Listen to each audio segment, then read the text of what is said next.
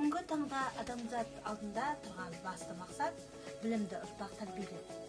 Ал ұрпақ білімді қайдан алады? Әрине, кітаптан.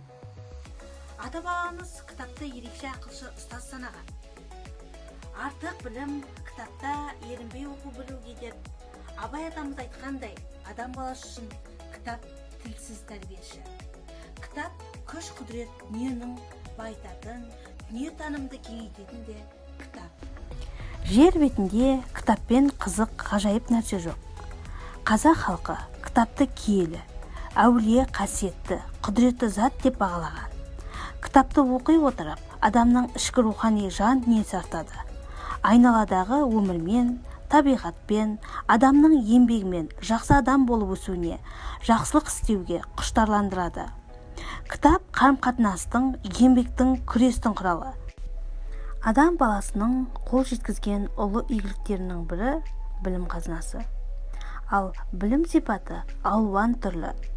Ол ұрпақтан ұрпаққа ауызша, жазбаша түрде немесе көркем әдебиет арқылы да жеткен. Атадан балаға мирас болып жеткен осы асыл мұра кітаптарды оқып, алған білімдеріңізді күнделікті өміріңізге пайдалансақ, бағындырылмаған белестер болмас еді.